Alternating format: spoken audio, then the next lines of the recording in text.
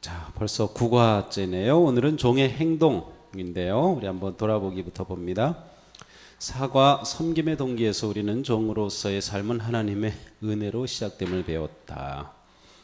우리는 하나님의 놀라운 구속의 은혜를 받은 자이기 때문에 다른 사람을 섬길 수 있다.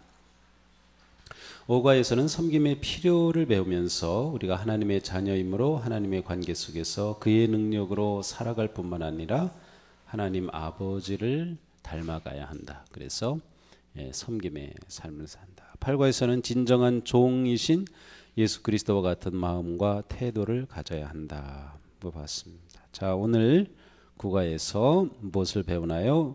미리 보기, 지금까지 배운 모든 내용을 바탕으로 9과에서는 종의 행동에 대해 배우려고 한다. 종된 우리의 행동은 어떠해야 하는가? 우리가 지녀야 할 섬기는 자로서의 모습은 어떠해야 할까? 그래서 오늘은 구체적인 종의 행동에 관해서 생각해 보게 됩니다. 오늘 목표는 우리를 지켜보는 세상 앞에 거룩한 삶의 모습을 지녀야 함을 깨달아 우리의 삶의 영역 가운데 새로운 습관을 가져야 할 부분을 찾아봅니다. 자, 혹시 교재 없는 분 계세요? 손 들어보세요. 뒤에 프린트물 있죠? 네, 전해주세요. 여기 없는 분 다 있으세요? 네, 없으시면 네, 프린트물 있습니다. 네. 자, 이제 공부해 봅시다. 도덕적으로 문란한 세상 가운데 그리스도의 종으로 살아가고자 하는 우리에게는 늘 부딪히는 중요한 질문이 있다. 세상적인 사고방식은 내 마음대로 해라, 느낌 좋은 대로 하라, 될 대로 되라, 내 방식 고집해라, 최고를 위해 돌진하라 라는 식이다. 과연 우리 그리스도인들은 이런 생각을 무시한 채 살아갈 수 있을까? 또한 종으로 섬기도록 부르심을 받은 그리스도인이 도덕적으로는 세속적 사고를 동시에 할 수 있을까? 안타까운 일이지만 하나님의 계시보다 인간 개인의 생각에 근거한 인본주의 사상, 인간 중심적인 그러한 생각이 도덕적 상대주의 형태로 교회 안에 침투한다. 타협하는 형태로 교회 안에 들어온다는 것입니다. 그리스도인으로서 우리의 삶은 아래 두 가지 면에서 영향을 받는다. 첫째로 의식적으로든 무의식적으로든 세상의 행동 기준을 우리의 것으로 받아들이도록 영향을 받는다. 그렇죠? 세상의 어떤 흐름, 세상의 가치, 세상의 어떤 기준이 우리도 그렇게 살아야 되도록 아주 엄청나게 우리를 압박합니다. 그래서 우리가 그 영향을 받을 수밖에 없습니다. 두 번째로 세상의 도덕적 상대주의에 대항하여 나름대로 자기만의 도덕적 상대주의를 만든다. 신율법주의, 도덕적 상대주의를 만든다. 이 경우 우리의 신앙은 성경의 내용과 상관없이 하라 하지 말라는 식이 된다. 자, 이 경우는 세상의 그러한 그 가치관을 따르는 것은 아니지만 이런 세상 속에서 내 나름대로 세상과 말씀 사이에 내 나름대로 타협점을 찾는 거예요. 그래서 내 나름대로는 이 정도는 괜찮아, 이 정도까지는 괜찮아, 이거는 괜찮아 하는 식으로 내 나름대로의 나만의 기준을 세운다는 것을. 그래서 이것은 괜찮고 이것은 안 되고 하는 어떤 새로운 나만의 율법을 만드는 그러한 모습으로 나타날 수 있다라고 하는 거죠. 그리스도의 종은 세상의 도덕적 행동 기준을 따라서는 안 되지만 자신이 스스로 만든 기준으로 행동해서도 안 된다. 우리는 오직 하나님의 아들 그리스도를 닮기 위해 힘써야 한다. 자, 종의 행동을 비교해 보죠. 종이 어떻게 행동해야 하는가를 알기 위해 먼저 종의 행동과 반대되는 모습을 살펴보자. 자, 종의 행동과 세상 사람의 행동이 어떻게 다를까요? 디도서 3장 1절부터 5절을 읽고 영적인 사람과 세상적인 사람의 행동을 대조해보자. 자, 거기 읽어보셨죠? 자, 영적인 사람의 특징은 쭉 어떻게 나오나요? 영적인 사람? 네, 영적인 사람은 네, 순서대로 한번 해보세요. 영적인 사람은 비방하지 말고 처음 나오나요? 그래요. 그래요. 전 세 번역을 봐가지고, 네. 비방하지 않는다. 그 다음 뭐 있어요? 네. 다투지 않는다. 또? 관용한다. 또? 네. 모든 사람에게 온유하게 대한다. 또? 자, 앞으로 가야죠. 다시 1절로 가봅시다. 그대는 신도를 깨워 통치자와 집권자에게 복종하고 순종하고 선한 일을 할 준비를 갖추게 하라. 복종하고 순종하고 선행을 준비하라 하며 훈련하라. 그 다음 2절에 비방하지 말라, 싸우지 말라, 관용하라, 모든 사람에게 온유하게 대하라. 뭐 이러한 말씀들이 있어요. 그런데 전에는 어땠어요? 3절 반대로 세상적인 모습이었죠. 어떤 모습이 있습니까? 네, 어리석게 행동했고, 네, 순종하지 않았고, 네, 미혹을 당했고, 무엇의 종노릇해요? 네, 온갖 여러 가지 정욕과 향락의 종노릇했고, 네, 악의로 살고 시기심 가지고 살아가고, 그래서 미워하며 살아갔어요. 그죠? 남에게 미움받고 서로 미워하며 살았습니다. 자, 이전에 그리스도를 만나기 전에 이 세상의 모습, 세상 사람의 행동의 모습이 그랬어요. 그래서 여기서는 영적인 사람과 세상적인 사람의 행동이 아주 대조적으로 이렇게 잘 표현되고 있습니다. 자, 5절 말씀처럼 우리는 행위로 구원받지 않고 은혜로 구원받았다는 것을 기억하라. 세상적인 사람은 인간 중심적 관점으로 인생을 바라보고 하나님은 없다고 말한다. 그리고 하나님 없는 듯 행동한다. 예, 하나님 없이 살기 때문에 자기 중심적이죠. 자기 기준을 가지고 산다. 그러나 종은 주인의 기준이 있어요. 그러니까 우리가 내가 누군가라고 하는 정체성 처음 시작하면서부터 이것이 확립되어 있지 않으면 이 오늘 말씀으로 나갈 수 없어요. 내가 종이라고 하는 사실을 인정하지 않고서는 오늘 말씀을 받아들일 수 없어요. 내가 종이기 때문에 내 기준이 아니라 종은 주인의 기준을 따라 생활하는 것입니다. 행동하는 것이죠. 2번, 종의 행동과 위선자의 행동. 위선자의 행동은 종의 행동과 현격한 차이가 있다. 위선자의 행동은 무신론자와도 다른데, 자, 무신론자는 하나님이 없다. 그렇기 때문에 하나님 없이 자신의 기준에 따라 살아요. 그런데 위선자는 어떤가 하면 하나님은 인정하지만 하나님이 없는 것처럼 행동하는 겁니다.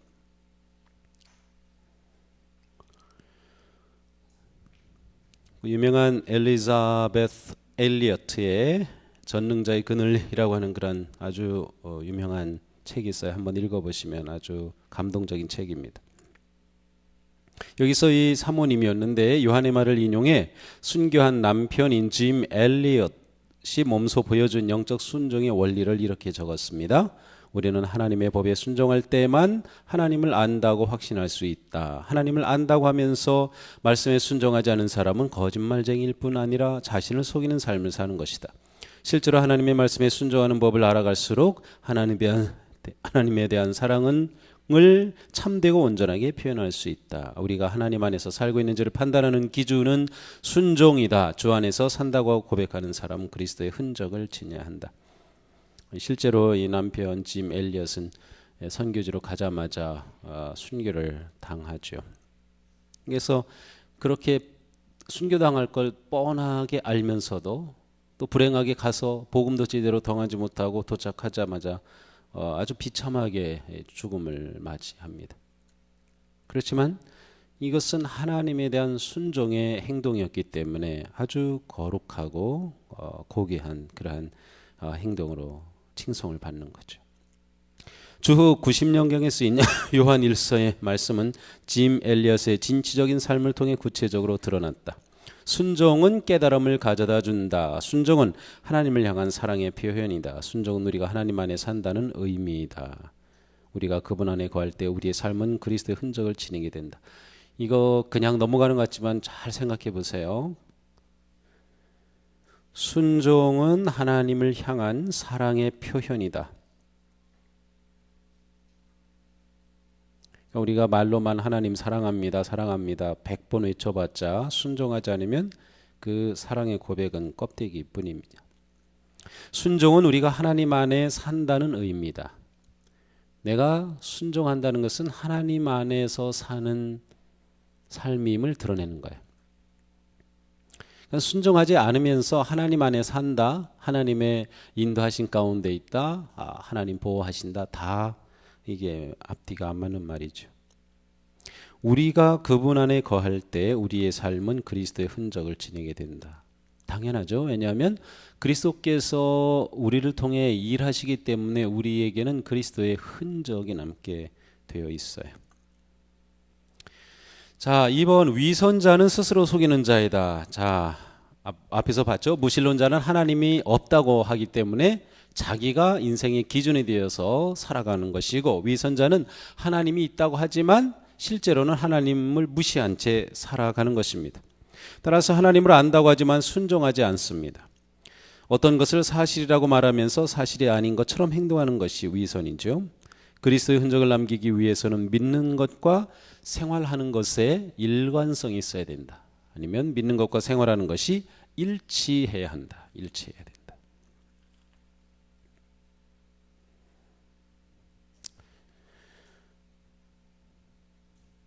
참 더 넘어가야 될지 말아야 될지 모르겠네요. 계속 넘어가야 되긴 하는데, 그죠? 근데 우리 삶이 정말 믿음과 삶, 생활이 일치하는가? 정말 중요한 문제. 자, 3번. 우리는 자신을 정직하게 들여다볼 때 자신에게서 위선적 모습을 발견하게 된다. 그렇죠? 우리가 정직하게 우리를 보면, 솔직해지면 위선적인 모습을 보게 됩니다. 누가복음 18장 9절부터 19절의 말씀. 자, 여기에는 한 세리가 나와요. 이게 제가 지난주 금요일에 이 본문으로 설교를 했는데, 바리새파 사람과 이 세리의 기도, 하나님이 들으시는 기도는 무슨 기도라고 그랬어요? 네? 지난주 금요일에 오셨으면 아실 텐데 잊어버리셨어요? 기도와 겸손, 우리가 배웠죠? 네. 자, 오늘 같은 본문이에요. 자, 세리의 모습이 우리의 모습이 되어야 되는 13절. 그런데 세리는 멀찍이 서서 하늘을 우러러볼 엄두도 못 내고 가슴을 치며 아, 하나님, 이 죄인에게 자비를 베풀어 주십시오 하고 말하였다. 이 죄인에게 자비를 베풀어 주소서. 이게 아주 중요한 우리 기독교 기도의 모범입니다. 예수 기도라고 하는 기도가 바로 이 내용입니다. 하나님의 아들 주 예수 그리스도시여, 이 죄인에게 자비를 베푸소서. Jesus Christ, the Son of God, have mercy on me, the sinner. 내게, 죄인인 저에게 자비를 베푸소서. 우리가 드릴 수 있는 최선의 기도는 이것입니다. 이것이 종의 기도지요. 자, 큰 2번 종의 소명, 합당한 삶. 하나님은 말씀을 통해 그리스도인들에게 합당한 생활을 하라, 합당한 행동을 하라고 명하신다. 합당한 생활이나 행동은 삶의 태도를 의미하며 그러한 삶의 태도는 매우 가치 있는 것이다. 자, 합당하다는 그러한 단어의 의미를 우리가 좀 볼 필요가 있습니다. 그리스어의 악시오스라고 하는 그러한 단어가 있어요. 이게 합당하다라고 하는 단어인데요. 영어의 비슷함, 악시오스하고 비슷한 말이 영어의 axis라고 하는 그런 단어가 있어요. 축이라는 뜻입니다. 축. 어떤 게 무엇을 뭐라고 할까요? 뭘 돌리려고 하면 딱 중간에 중심이 되어서 축이 될 때 이것을 axis라고 해요. 악시오스라고 하는 그리스 말에서 왔어요. 이 성경, 신약 성경이 쓰여진 히라버 그리스어에서 왔어요. 악시오스. 그 단어가 합당하다라는 뜻입니다. 자, 그러니까 합당하다라고 하는 뜻과 축이라고 하는 것이 같이 연결이 되고 있어요. 그래서 그 어떠한 축이 되어서 무엇인가를 균형점을 딱 맞춰주는 그 지점, 그게 합당한 그런 자리입니다. 합당한 자리. 악시오스의 문자적인 뜻은 가치가 있다, 상대할 만하다, 우리말로 번역되는 합당하다, 이름에 딱 맞는 열매다. 딱 있어야 될 그 자리예요. 그러니까 거기 그 그림에 있는 것처럼 딱 추가 있고 어떤 상품이 있다면 그 중간에 딱 얻는 맞춰지는 그 자리에 있어야 될 딱 그 자리를 의미하는 것입니다. 4번 악시오스라 하는 단어를 그림으로 표현하면 시장에서 흔히 사용하는 저울로 비유할 수 있다. 상인은 상품의 가치를 저울로 정한다. 한쪽에는 물건을 올려놓고 다른 쪽에는 그에 상응하는 무게추를 올려놓는다. 그래서 딱 일치하면 같은 거죠. 자, 이 그림을 보면서 추에 해당하는 것은 무엇일까요? 뭐 여기엔 없어요. 추에 해당하는 것은 하나님의 말씀 아니면 그 말씀에 대한 우리의 믿음이에요. 상품에 해당하는 것은 우리의 구체적 행동. 이것이 딱 맞아야 되는데 아닌 경우가 이게 위선적인 겁니다. 2번, 이 과를 통해 우리는 하나님이 우리에게 합당한 삶을 살기 위한 선물을 주셨고 합당한 삶을 살도록 명령하셨음을 보아야 한다. 합당한 삶을 살도록 하나님께서 우리에게 주신 것과 주님이 주신 은혜의 무게에 합당한 삶을 살 때 저울추는 바르게 잡힌다. 자, 3번 에베소서 4장 1, 3절, 빌립보서 1장 27절, 골로새서 1장 10절, 데살로니가전서 2장 10절부터 12절을 읽고 부르심에 합당하게 살기 위해 하나님으로부터 받은 것들을 열개보라. 자, 하나님께서는 합당하게 살라고 말씀만 하신 것이 아니라 우리가 합당하게 살도록 우리에게 주신 선물들이 있어요. 자, 거기에 나와 있는 네 군데의 말씀을 잘 보면은 나옵니다. 자, 하나님이 어떠한 선물들을 주셨죠? 우리에게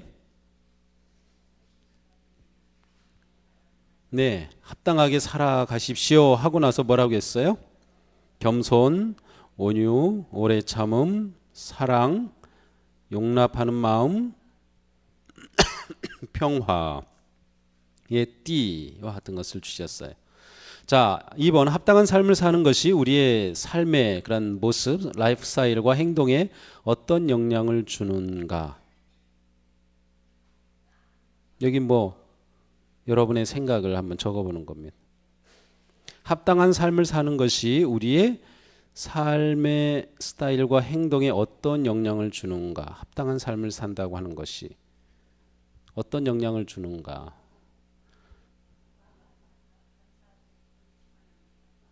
마음에 항상 감사하고 기쁘고 충만하게 해주셔요. 합당한 삶을 사는 삶이라고 하는 것이. 자, 합당한 삶을 산다고 하는 개념은 그냥 합당한 삶을 사는 것이 아니라 무엇에 합당한이란 그런 표현이에요. 그렇죠?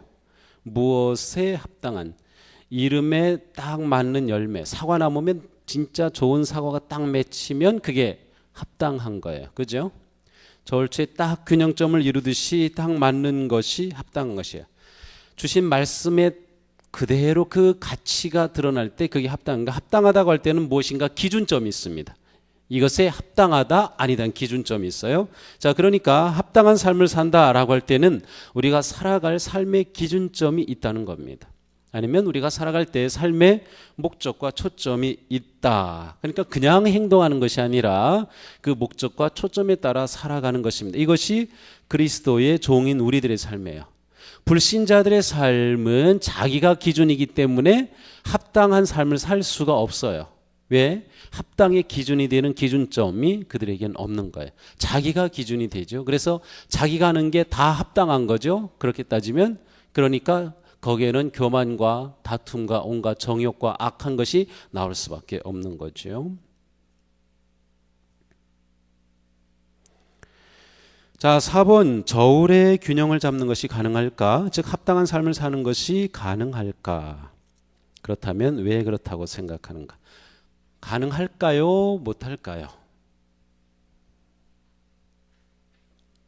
합당한 삶을 사는 게 가능하다 아니면 불가능하다? 자, 가능하다라고 생각하는 분 한번 손 들어보세요. 합당한 삶을 사는 게 가능하다. 오, 몇 명 없네. 그래요? 합당한 삶을 사는 게 불가능하다. 네, 또 불가능하다. 네, 이거 곤란한데 서로가 지금 의견이 다른데, 네, 다 이해가 됩니다. 다 이해가 됩니다. 제가 오늘 읽은 어떤 책에서는 감리교를 비판하면서 말이죠. 모 교단에서는 모 교파는 사람이 성화의 삶을 살 수 있다고 말하지만 그것은 다 틀렸다. 사람은 성화의 삶을 살 수 없다. 오직 은혜로서만 산다. 굉장히 그럴듯한데 틀린 말이에요. 뭐 대단하다는 사람이 그런 말 한 게 전 너무 속상해요. 어떻게 함부로 그런 말 할까? 예수님께서는 우리 보고 완전하라고 명령하신 적이 있나요, 없나요? 있어요, 없어요? 네? 우리 보고 완전하라고 하신 적이 있어요, 없어요? 자신이 없으시니까 있는지 없는지 알아야지.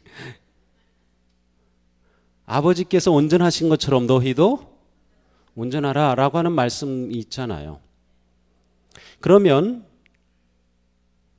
두 가지입니다. 여러분들이 불가능하다라고 한 분도 이해가 되고 가능하다라고 한 분도 이해가 됩니다. 자, 불가능하다라는 것은 우리가 그럼 완전해질 수 있느냐? 결국 사람은 완전해질 수 있느냐? 완전할 수 없어요. 천국에 가서 하나님께서 우리를 glorifying 해서 영화롭게 만드실 때 그때 우리는 그리스도의 은혜로 완전해져. 이 땅에서 우리가 완전한 사람이 될 수 있다? 그것은 될 수 없어요. 그런 점에서 우리가 합당하게 살 수 없다라고 말할 수는 있어요.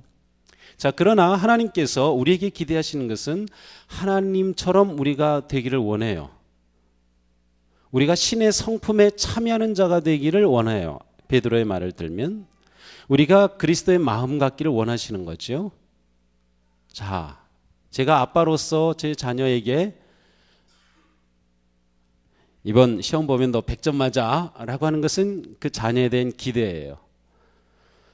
100점 맞지 못해도 저에게는 괜찮아요. 그렇지만 100점 맞을 것을 아빠로서 기대하는 거예요. 그게 학생으로서 가장 합당한 열매이기 때문에. 그러므로 성경이 우리에게 합당하게 살라라고 명령하셨다고 하면 하나님께서 우리에게 주신 명령은 할 수 없는 것을 명령하실까요? 할 수 없는 것을 명령하셨다고 하면 우리는 하나님의 말씀을 신뢰할 수 없어요. 할 수 없는 거 명령하셨으면 우리는 다 불가행론, 다 행할 수 없다라고 하는 그러한 올무에 빠져요. 그래서 말씀에 대해 우리가 신뢰할 수도 없고 다 할 수도 없는 것을 주신 하나님 신뢰할 수 없어요. 하나님께서 우리에게 주신 것은 할 수 있기 때문에 명령하신 거죠. 성경이 우리에게 내린 명령이 행할 수 없는 것을 내린 명령은 하나도 없어요. 그러므로 우리는 합당하게 살 수 있어요. 그렇지만 우리는 완전한 사람은 아니에요. 앞뒤 말이 다르지만 서로가 충돌하는 것 같지만 사실은 한 개념입니다. 하나님께서는 우리가 합당하게 살기를 기대하시기 때문에 합당하라고 하셨고 우리는 합당하게 살아갈 수 있다. 하나님이 거룩하시고 온전하시기 때문에 하나님의 자인 우리가 그 하나님의 성품을 받은 자로 그렇게 신의 성품에 참여하는 자가 되기를 원하신다. 그러나 우리가 합당하지 못한 것이 아니면 하나님과 똑같이 그렇게 완전한 존재가 되지 못한 것이 하나님께서 우리를 어떠한 이유로서도 미워할 조건은 되지 못해요. 하나님은 우리를 똑같이 사랑하셔요. 100점 맞아라 그랬는데 50점밖에 못 맞았어요. 그래도 저는 그 아들을 사랑합니다. 그것 때문에 절대로 미워하지 않아요. 그것 때문에 뭐 혼내지 않아요. 뭐 부모로서 충고해 줄 수 있겠죠. 너 이번에 정말 시간을 열심히 잘 시간 관리하면서 공부했니? 하면서 물어볼 수는 있겠지만 그 사랑의 관계가 그것 때문에 흔들릴 일은 없어요. 자, 우리가 합당하게 사는 것을 하나님께서 기대하시기 때문에 말씀해 주셨다. 말씀하셨다면 우리는 그러한 삶을 넉넉히 살아가는 삶으로 헌신할 수 있다라고 하는 거예요. 헷갈리죠? 여러분은 어느 쪽을 선택하시든 괜찮아요. 마음에 내가 합당한 삶을 향해 부름을 받았다. 그래서 내가 합당하게 살아야겠다라고 하는 그런 마음을 가지고 나아가면 돼요. 그러면 하나님께서 우리에게 보내주신 보혜사 성령님, 도우시는 성령님이 우리로 하여금 그러한 삶을 살아가도록 이렇게 계속해서 우리를 밀어주시는 거예요. 우리가 실패할 수 있어요. 괜찮아요. 또 일으켜주시고 다시 한 걸음 더 나아갈 수 있는 거예요. 우리 에스더 전도사님은 영상 봤을 텐데 동방정교의 그 예배 가운데 사박자춤이 있어요. 사박자춤은 하나 둘 셋 넷 하나 둘 셋 넷 세 번 갔다 뒤로 한 번 왔다 세 번 갔다 또 뒤로 한 번. 하지만 뒤로 물러날 때가 있어요. 그렇지만 또 나가기 때문에 계속해서 앞으로 가는 겁니다. 우리가 바로 거룩한 성화의 삶을 살아가는 과정 가운데 있는 존재들이다라고 하는 거예요. 그래서 우리는 끊임없이 그리스도를 닮아 성숙해가는 성장해가는 삶을 향해서 나아가는 게 매우 중요하다. 매우 중요하다. 자, 어디까지 봤죠? 그 다음 온전히 합당한 삶을 사는 것이 불가능하다고 여긴다면 합당하게 살려는 시도를 할까 안 할까? 하지 않을 것이죠. 아예 불가능하기 때문에 아예 할 생각을 안 할 것입니다. 자, 5번 하나님의 부르심과 부르심에 합당한 삶과의 관계를 다음 구절을 통해 알 수 있습니다. 말씀을 읽고 물음에 답하라. 에베소서 1장 4절. 자, 어떻게 하시려고 우리를 택하셨죠?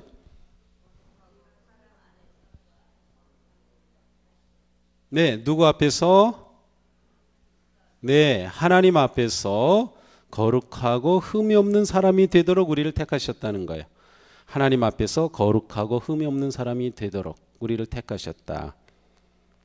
그러니까 우리는 끊임없이 거룩함과 온전함을 향해 나아가는 삶을 살아가는 겁니다. 정말 완전히 그와 같은 존재가 되는 때는 그리스도께서 다시 오셔서 우리를 영화롭게 옷 입혀 주실 때일 겁니다. 그때 우리는 정말 대만족과 기쁨 가운데 그 그리스도와 함께 온전한 삶을 살겠죠. 그러나 우리가 이 땅에서 거룩하고 흠없는 삶을 향해 나가도록 부르셨다. 자, 에베소서 4장 24절에서는 어떤 새 사람을 입으라고 하셨죠?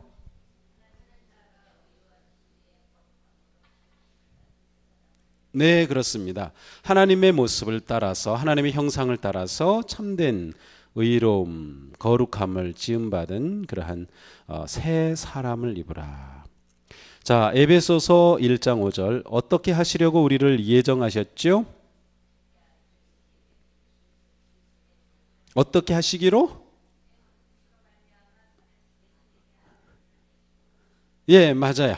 예수 그리스도를 통해서 예수 그리스도로 말미암아 우리가 하나님의 아들 아니면 자녀 되도록 예정하셨어요. 우리를 그렇게 예수 그리스도를 통하여 하나님의 자녀를 삼으시도록 계획하셨다는 뜻이죠. 자, 에베소서 5장 1절 우리는 어떤 사람이 되어야 한다고 하죠? 거기에는 그러므로 네, 그렇습니다. 그러므로 우리는 사랑을 받는 자녀답게 사랑받는 자녀이므로 하나님을 본받는 사람, 하나님의 자녀답게 그에 합당한 삶을 사는 사람이 되어야 한다라고 말씀하시는 거예요. 자, 그러니까 성경은 분명히 우리로 하여금 이와 같은 삶으로 부르셨다는 것을 알 수 있어요. 우리의 나가는 삶의 초점입니다. 그러니까 우리가 완전하지 않지만 완전을 향해 나아가는 거죠. 학생이 100점을 못 맞는다고 공부를 포기하나요? 아니죠. 계속 공부하죠. 그래서 초등학교도 졸업하고 중학교도 가고 대학교도 가고 하면서 또 성인이 되면 이 사회에 나가서 사회생활하고 직장도 갖고 이렇게 다 훌륭한 사람들이 되잖아요. 이 세상에서 초등학교부터 다 100점 맞은 사람이 훌륭한 사람 되는 거 아닌 것처럼 우리가 그 순간에는 온전하지 않은 모습이 있다 하더라도 계속해서 순종하며 나아가면 우리는 조금씩 그리스도의 모습으로 세워진다. 그리고 우리가 기대하고 바라보는 그러한 소망입니다. 온전한 모습.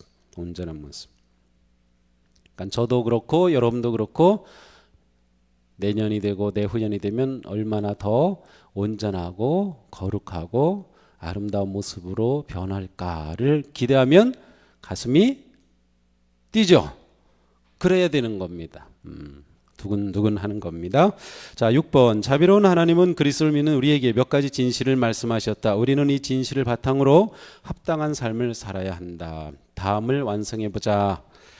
자, 우선 하나님이 선포한 진실이 있고 그러므로 우리는 이것에 합당한 삶을 이렇게 살아야 한다는 것입니다. 자, 나는 그분의 자녀입니다. 그렇기 때문에 나는 거룩한 삶을 사는 거죠. 그죠? 자, 나는 하나님께 합당한 자입니다. 그러므로 우리는 어떻게 살아야 돼요? 합당한 자이기 때문에 부르심에 합당하게 살아야 되는 겁니다. 자, 나는 하나님으로부터 무엇을 받았어요? 빈칸 없나? 사랑, 죄사함. 네, 죄사함 아니면 사랑을 받았어요. 그러므로 우리는 사랑하면서, 죄사함을 받았다면 용서하면서, 네, 나는 그분 안에 소망을 둔다. 그러므로 나는 소망을 가지고 사는 겁니다. 용서를 받았으면 용서하며 사는 겁니다. 자, 나는 의롭다 하심을 받았다. 그러면 의롭게 사는 거죠. 자, 우리가 그리스도 안에서 하나님께서 우리를 만들어 주신 모습이 있어요. 그렇다면 그 모습답게 사는 거죠. 자, 지금 앞에서 봤지만 하나님께서는 우리가 합당한 삶을 살도록 이렇게 우리에게 공급해 주셨고 합당한 삶을 살 수 있는 그러한 것들을 보여주셨어요. 우리에게 나눠주신 겁니다. 그래서 우리에게 사랑을 주셔서 사랑하게 하시고, 용서하심으로 용서하게 하시고, 우리를 의롭게 하심으로 의롭다 살게 하시고, 거룩한 자녀 삼으심으로 하나님을 닮는 거룩한 삶을 살도록 부르셨다는 겁니다. 자, 네모칸입니다. 같이 읽어보겠습니다. 시작.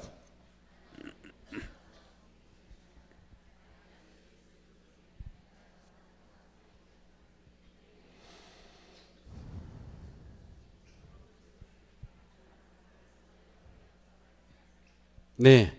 자, 하나님은 하나님의 행동과 성품이 100% 일치합니다. 성경에서 일치하지 않는 것은 없어요. 만약 예수 그리스도를 통해 하나님과 화목한 상태에 있다면 우리의 행동을 통해 그것이 드러날 수밖에 없어요. 종은 그리스도를 통해 합당한 생활을 하도록 자유함을 얻었다. 종은 그리스도를 통해 합당한 삶을 살도록 자유함을 얻었다. 이게 굉장히 앞뒤가 안 맞는 말 같아요. 왜냐하면 종이 자유할 수 없어요. 그런데 자유함을 얻었다는 거예요. 그리스도를 통해 합당한 삶을. 종은 자신의 힘으로 아니면 자신의 기준으로가 아니라 주인의 기준으로 산다. 자신의 기준으로 사는 사람은 불신자다. 하나님을 믿는다고 하면서도 인정하지 않고 자신의 기준으로 사는 사람은 위선자다. 종은 하나님께서 주신 은혜 안에서, 그리스도 안에서 합당한 삶을 향한 자유로운 삶으로 부름을 받았다. 자, 3번. 종의 행동이 지닌 본질, 경건함. 바울이 디모데에게 보낸 첫 편지는 아버지가 아들에게, 성숙한 그리스도인이 젊은 그리스도인에게, 나이 많은 종이 어린 종에게 쓴 글이다. 하나님은 바울과 디모데의 삶을 통해 종의 행동이 지닌 본질을 보여주신다. 자, 1번 디모데전서 3장 14절 15절을 읽어보라. 바울은 디모데에게 왜 편지를 썼는가? 자, 왜 편지를 썼다고 나왔어요? 네, 맞습니다. 정답입니다. 그렇습니다. 하나님의 가족 가운데에서 어떻게 행동해야 하는지를 알게 하려고 편지를 썼다. 나와 있어요. 자, 그럼 2번 디모데전서 4장 12절을 읽어보라. 디모데는 젊지만 사람들의 존경받을 만한 충분한 조건을 가지고 있었다. 바울은 디모데에게 경건한 사람의 모범이 되라고 권면한다. 바울은 디모데에게 어떤 면에서 본이 되라고 명하는가? 네, 어떤 면에서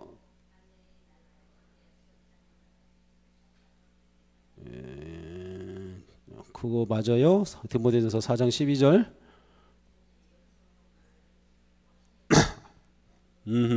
네, 맞아요. 거기에요. 맞아요. 네. 자, 말과 행실과 사랑과 믿음과 순결에 있어서, 예, 믿는 이들의 본이 되어야 한다. 말과 행실과 사랑과 믿음과 순결에 있어서 본이 되라. 굉장히 중요합니다. 말과 행실과 사랑과 믿음과 순결에서 본이 되리라. 네. 자, 이 편지서는 인격과 대인관계라는 두 가지 부분에 있어서 경건에 대해 언급하고 있다. 먼저 인격이라고 하는 점에서 보죠.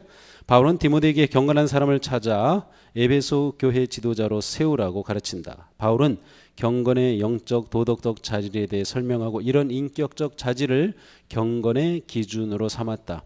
이 기준은 비단 교회 지도자들뿐만 아니라 모든 그리스도인에게 요구된다. 디모데전서 3장 1절부터 10절을 읽고 경건한 인격의 자질을 적어보라. 거기에 뭐 굉장히 쭉 많이 나와 있어요. 그래서 아마 적을 것이 굉장히 많을 텐데요. 경건한 인격의 자질 제가 그냥 쭉 읽어봅니다. 책망할 것이 없음, 한 아내의 남편, 절제함, 신중함, 단정함, 나그네를 대접함, 가르치기를 잘함, 술을 즐기지 아니함, 난폭하지 아니함, 너그러움, 다투지 아니함, 돈을 사랑하지 아니함, 가정을 잘 다스림, 위엄을 가지고 자녀들을 순종하게 함, 새로 입교하지 아니함, 교회 밖에서도 좋은 평판을 받음. 여기서 새로 입교하지 않았다는 것은 아직 믿음의 삶의 어떤 그 삶으로서 합당한 자의 모습을 아직 검증받지 못한 사람은 교회 어떤 지도자로 아직은 세우지 말라 그런 뜻입니다. 그래서 교회에서도 우리 집사님이 되려면 세례 받으시고 만 2년이 지나야 한다라고 하는 것은 바로 그렇기 때문이죠. 또 권사님이 되시려면 집사 되신 후에 만 5년은 지나야 한다. 이런 것들이 바로 이와 같은 것과 연결이 됩니다. 자, 이것은 사람이 갖춰야 할 그러한 경건한 성품입니다. 인격적인 그런 자질이죠. 자, 대인관계에 있어서도 또 연결이 됩니다. 디모데전서 5장 1절 2절 읽어보라. 아래의 네 가지 관계에 대해 그리스도인들이 어떻게 행동해야 하는지 적어보라. 자, 나이 많은 사람에게 대해서는 어떻게 해야 돼요? 뭐 하지 말고?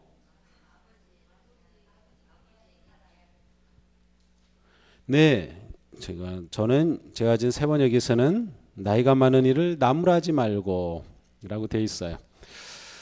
그러니까 나이가 많은 우리 어르신들을 잘 공경하라는 거예요. 어르신들한테 함부로 대하지 말라는 거죠. 어때요? 우리 어르신들 요즘 젊은 아이들 어때요? 버릇이 없나요? 괜찮나요? 네? 너무 귀여움 받아가지고 그냥 그래요. 그래요. 자, 젊은이에 대해서는 어떻게 해야 합니까? 그렇죠. 형제를 대하듯이. 젊은이에서 형제를 대하듯이. 자, 나이 많은 여자분에게는 어머니를 대하듯이. 젊은 여자분에게는 자매를 대하듯 순결한 마음으로, 자매를 대하듯 순결한 마음으로. 여기에는 하나가 더 붙었어요. 순결한 마음으로. 순결이라고 하는 단어의 뜻을 찾아보셨어요? 깨끗함. 그렇죠. 잡된 게 섞이지 아니함. 사욕이 없음. 사념이 없음. 뭐 그러한 의미죠. 자, 일단 굉장히 젊은 여성에 대해서 아주 순결한 마음과 자매를 대하듯 해야 된다. 그러니까 대인관계에 있어서 이와 같은 삶이 종으로서 합당한 삶이란 뜻입니다. 하나님의 종, 그리스도의 종으로서 합당한 그런 대인관계의 모습이다. 자, 그러니까 우리 교회 우리들이 서로 이렇게 대해야 돼요. 서로.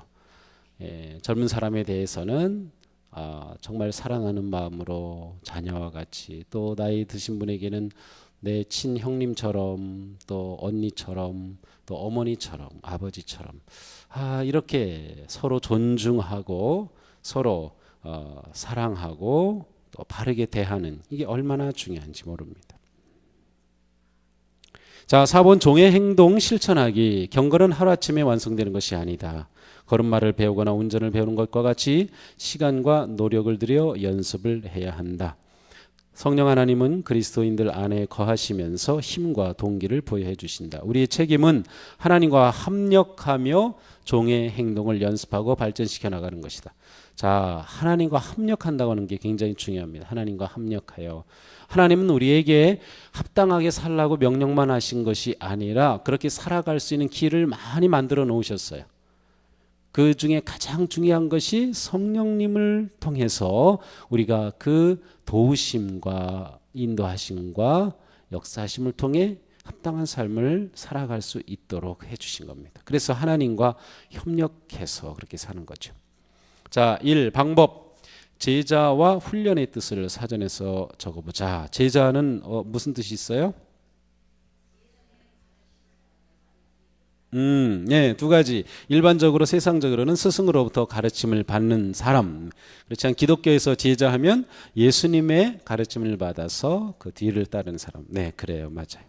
훈련은 어떻게 나와 있었습니까? 네, 가르쳐서 익히게 함. 뭐 기본 자세, 동작을 되풀이해서 익힘. 또 교육적으로는 일정한 목표나 기준에 도달할 수 있도록 실제적 교육 활동을 하는 것, 뭐 이런 것들을 훈련이라고 합니다. 자, 그러니까 하나님과 협력해서 우리가 합당한 삶을 살아갈 때 그러한 삶의 훈련이 필요하다는 겁니다. 그죠? 훈련이 있어야 돼요.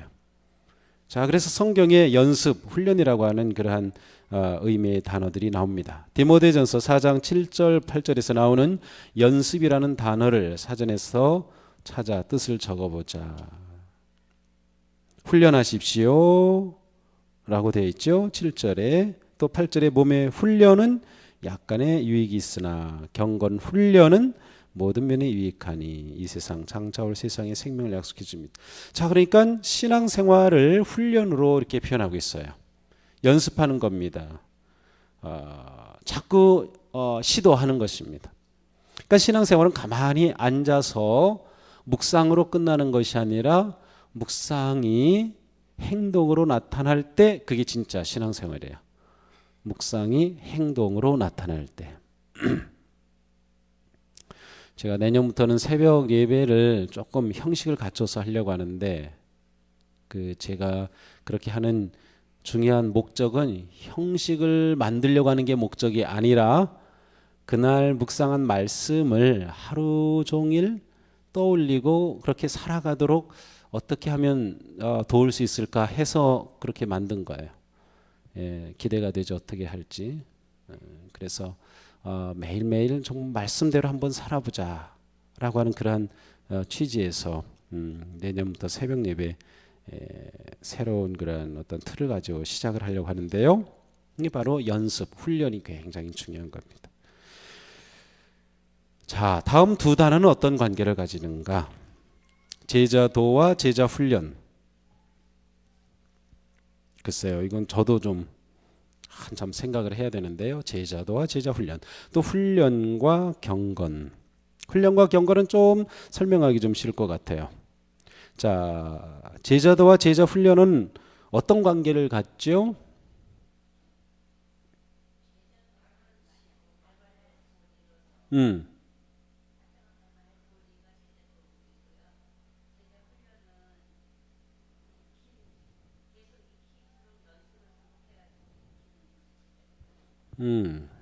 네, 그렇게 될 수 있죠. 네, 네, 아주 많이 생각하셨어요. 네, 잘 생각하셨어요. 또 다른 분 혹시 계세요? 제자도와 제자훈련, 제자도와 제자훈련.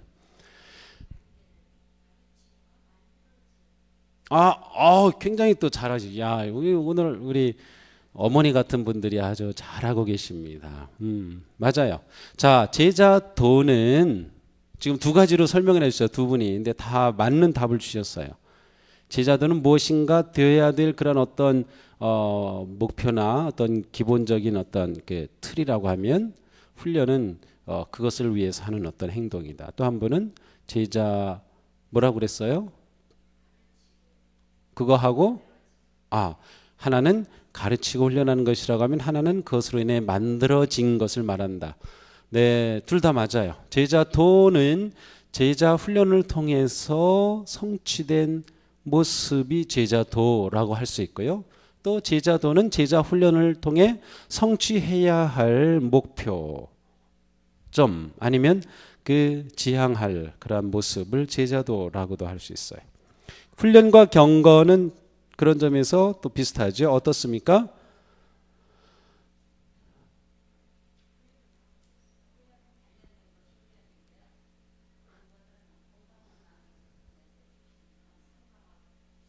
여러 가지, 예.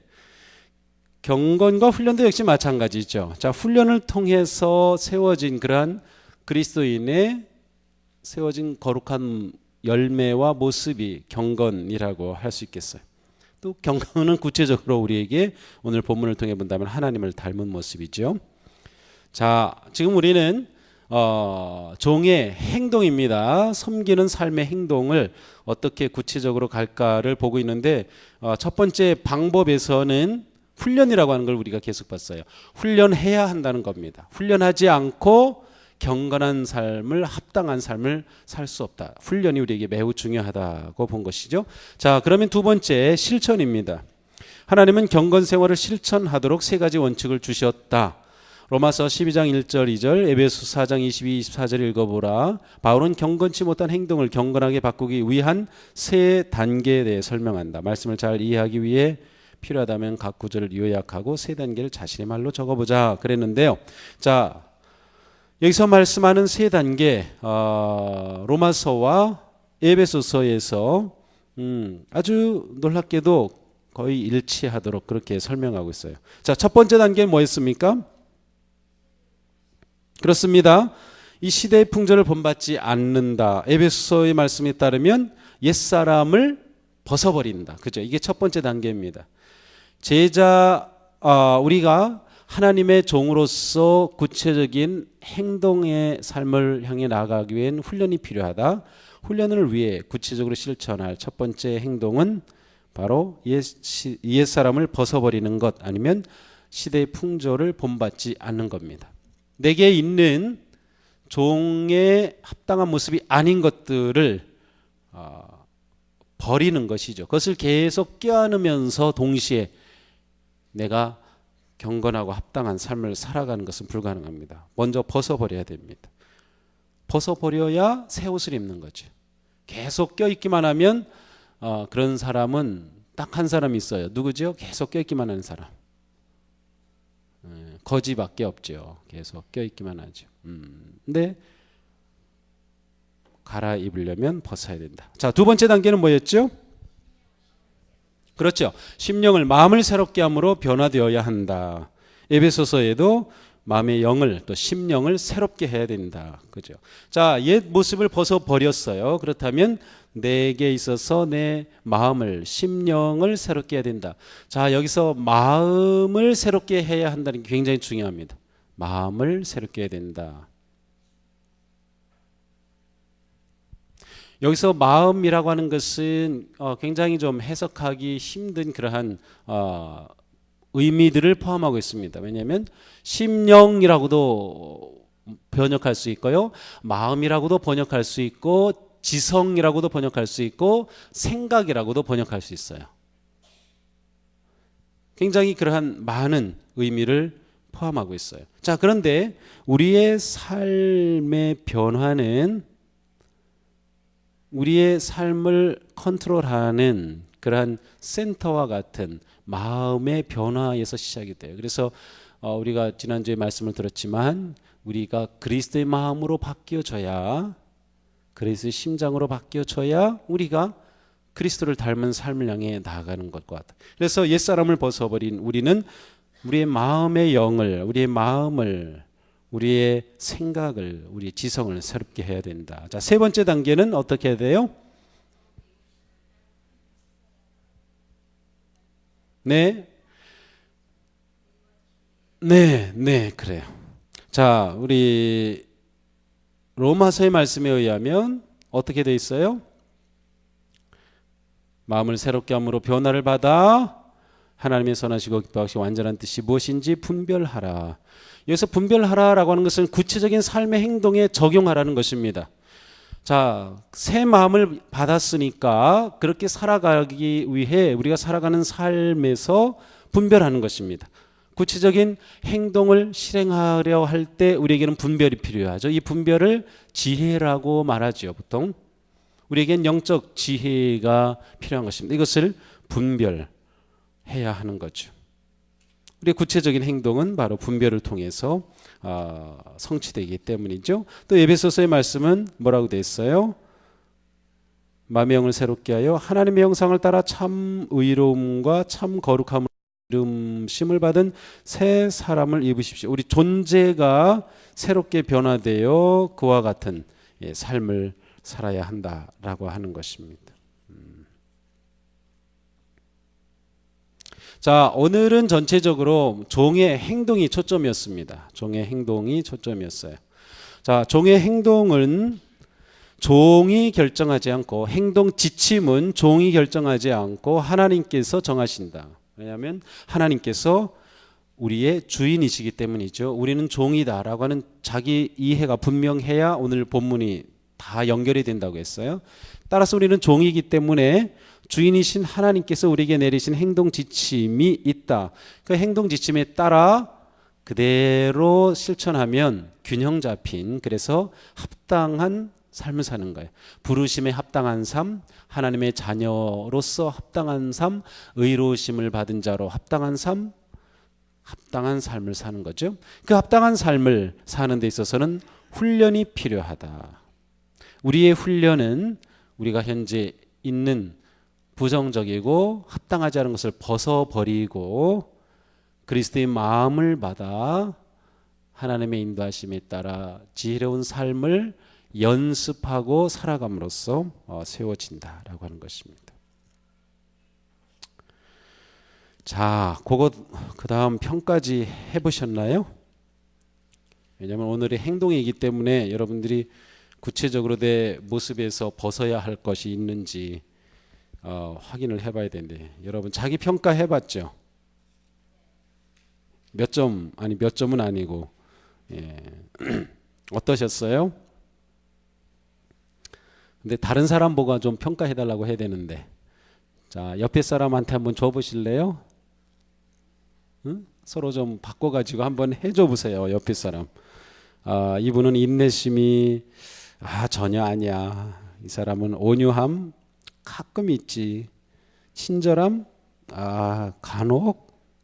왜 어떻게 표시할까요? 좀 이게 속으로 하면은 서로가 이렇게 해줘갈 때 사실 이게 굉장히 파워가 있는 거거든요. 이게.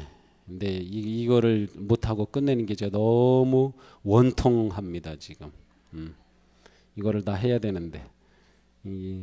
여러분이 가장 신뢰할 만한 가까운 사람에게 한번 이거 딱 거기 2페이지로 제가 넣었나요? 1페이지만 있나요?